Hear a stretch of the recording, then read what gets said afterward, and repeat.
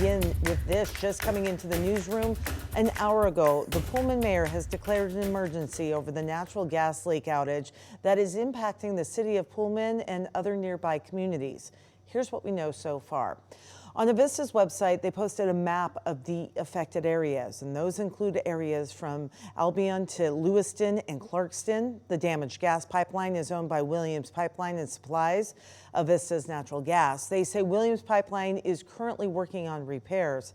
Avista also posting they cannot turn on the gas to the impacted areas until those repairs have been made. They also say crews are going to each gas meter to make sure they are manually turned off because that is a requirement and part of that whole process.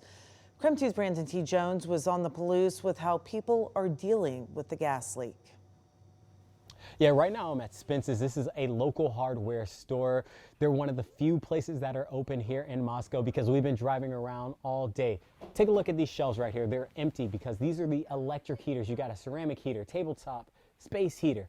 All of those are gone. Yesterday, they said they had 200 heaters at the front of their store, completely emptied out. All we see right now that's left over are the propane heaters, things of that nature, trying to just improvise. Those are safe to put inside of your house, but they're waiting on more shipments of heaters because they're not sure how much longer this actual gas outage is going to be. As I mentioned, we drove around, we spoke with University of Idaho students, and we also spoke with some residents who live here in the area that they say they haven't experienced anything like this in quite some time, if ever. And one person told us they've had to boil water on their stovetop to make sure they have hot water for showers.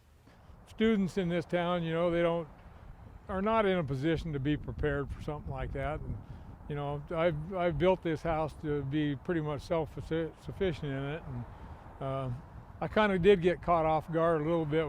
Other residents that we've had a chance to speak with have told us they believe this could actually go on for several days, so that's what they're preparing for at this point. They're not sure how much longer they'll be without heat. That means they're stacking up on blankets, whatever they can to keep them warm for however long this gas outage is going to take place here in the Palouse. But for now, reporting in Moscow, Brandon T. Jones, KREM 2 News.